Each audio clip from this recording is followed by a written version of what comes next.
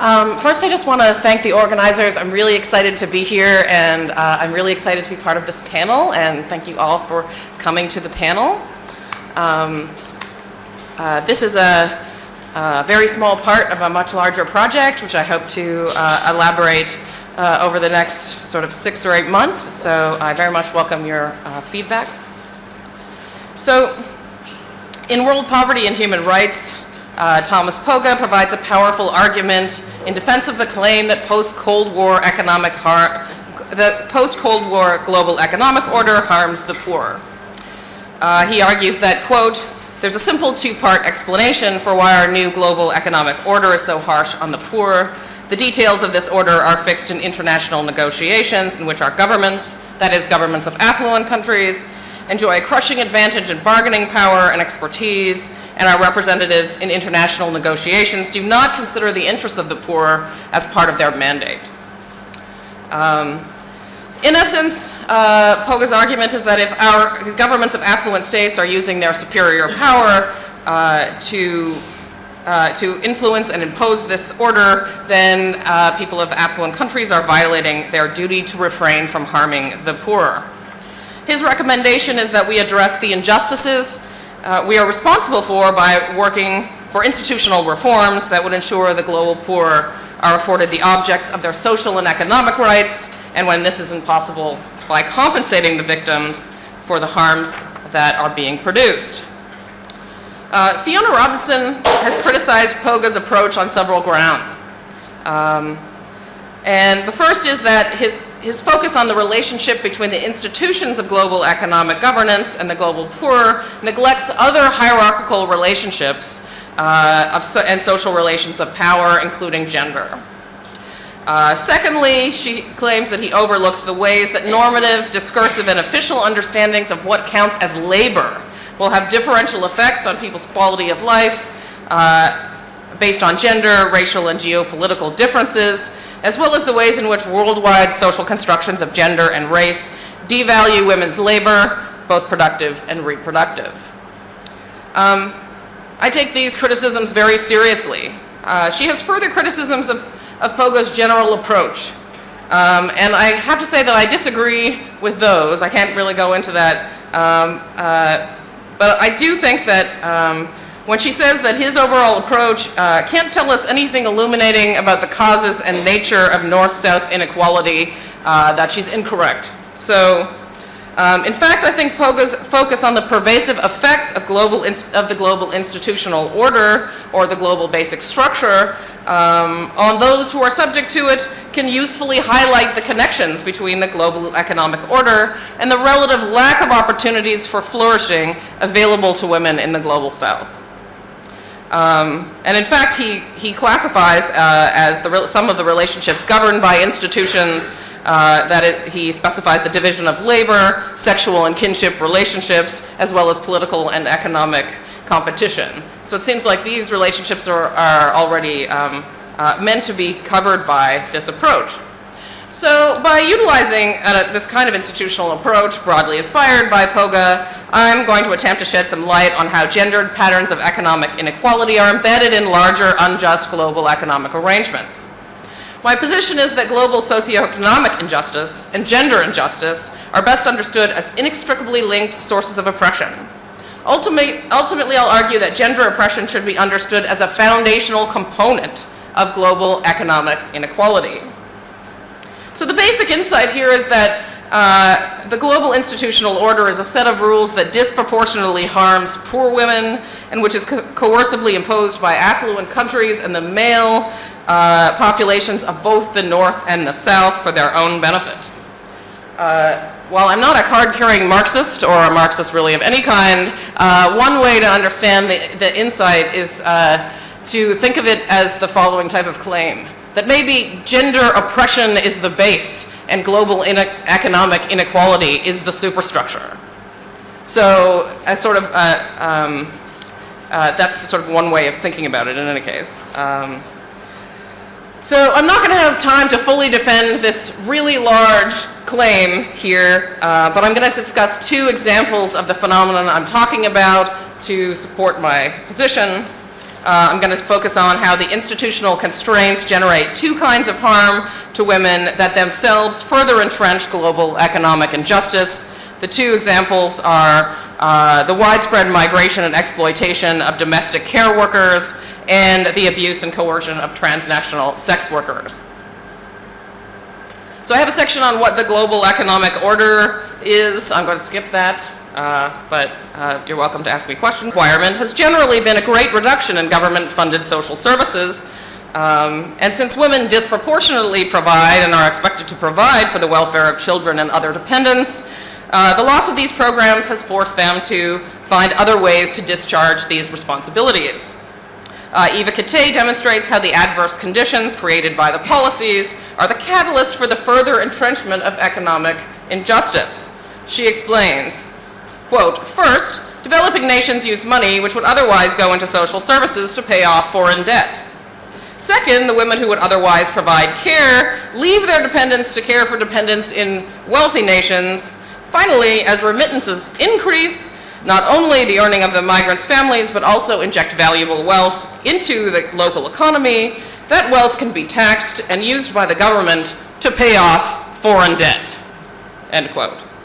So here we can see how global economic policy and the constraints it imposes, when combined with the gender division of labor and care work, results in both the labor and the money of poor women being transferred to affluent states.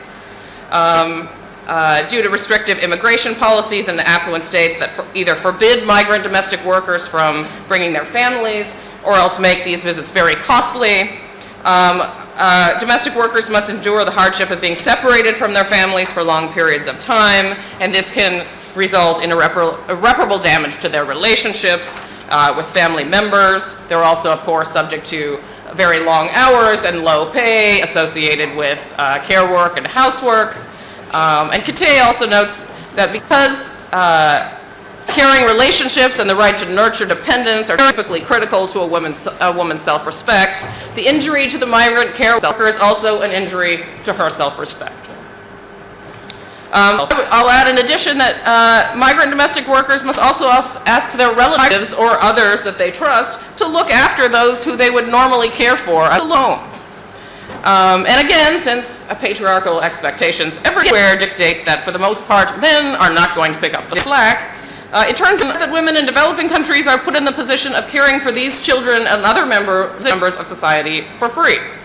So the free and the cheap labor of poor women being performed in their home countries and abroad is thus structured so as to subsidize both the economic productivity of adults and the cost of raising and educating children in affluent states. The upshot is that women in the South are harmed by having to leave their families to find employment or else having to take on additional caregiving responsibilities for those that have already left. At the same time, the money they have earned is used to pay off foreign debt, and their service as caregivers make it possible for men and women in affluent states to earn more money. So, on to the next example. So I hope that shows now that the gender division of labor is the key element in perpetuating the economic advantage of affluent states over developing nations. And I'll move to a further example. So other global phenomena that harm women are sex trafficking and sex tourism. The United Nations Office on Drugs and Crime, or the UNODC, found that in a study of 29,000 victims of trafficking detected globally between 2007 and 2011, almost 60% of them were adult women.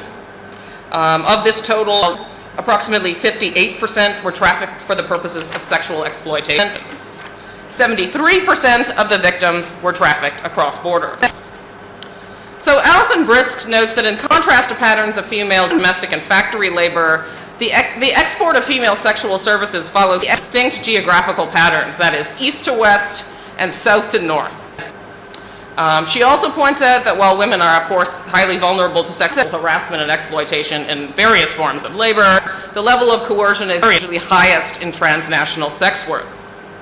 It's worth noting, of course, that in some cases women have freely chosen to migrate in order to perform sex work. That is, they knew that they would perform sex work when they got there. due to their lack of more attractive employment options. But that doesn't mean that while they're doing this work, they are not at some point in a position where they can't quit, are denied basic freedoms, are not getting paid, live and work in bad conditions, have no control over their work environment, are subject to physical violence and its threat.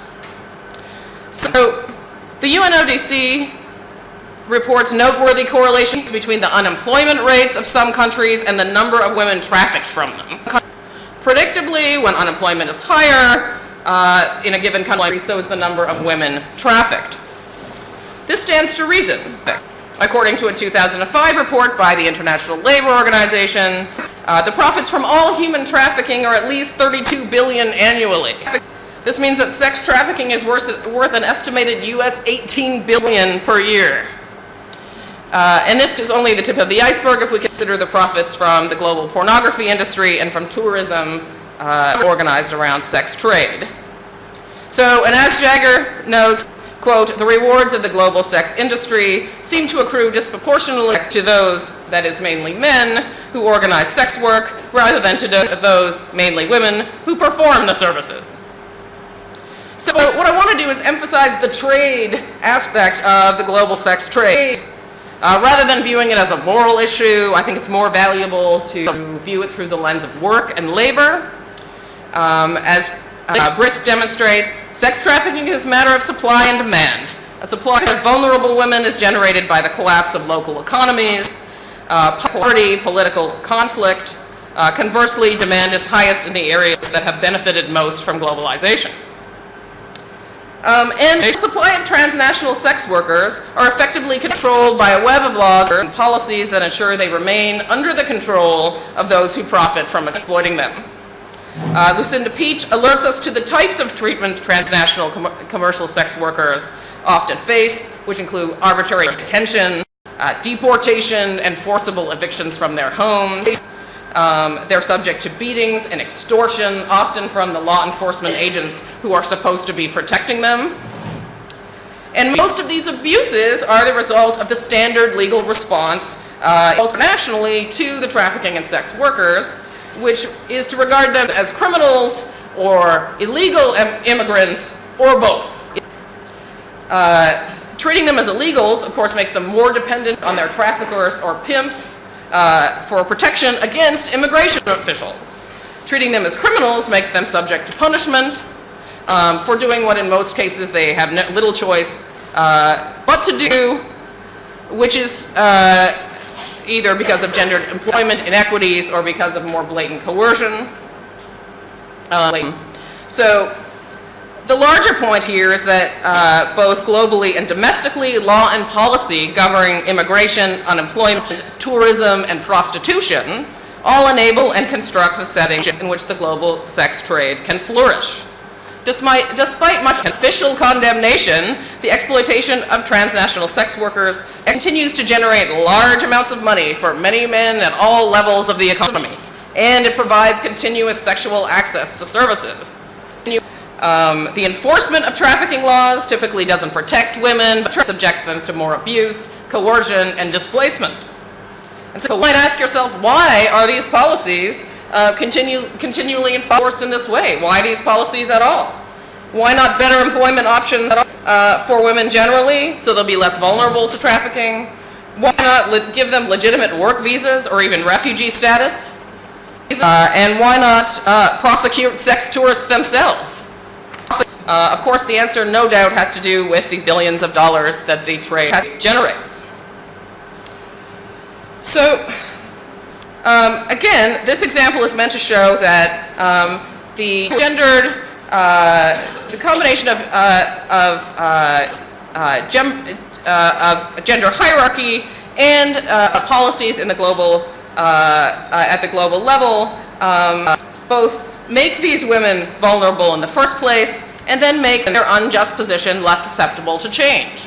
Because so many other people are now invested in things staying the way they are because they're making money. And now I'll just conclude. Of course, there are many more examples of how the global economic order disproportionately harms poor women. Not able to get into that right now. But the claim that I'd like to make is that the vast disparity between the richest and the poorest worldwide is made possible by the existence of gender oppression. So Professor Poga was right that the global order harms the poor, but it seems to harm poor women disproportionately. This additional factor suggests that if we want to stop harming the poor, we have to address gender oppression at the same time. This means that attempts to look for separate remedies for the two types of injustice are just misguided. We cannot mark off women's issues as somehow separate from global distributive justice. What we need is a sea change in the way we think about global distributive justice. Gender oppression should no longer be regarded as a matter of culture and somehow peripheral to economic reform. Instead, we need to recognize that many elements of the global economic order are predicated on the existence of patriarchy. Policy changes that would make the global poor as a group better off are not likely to disrupt this relationship unless they're made in light of the impact on and the interaction with gender oppression. Thank you.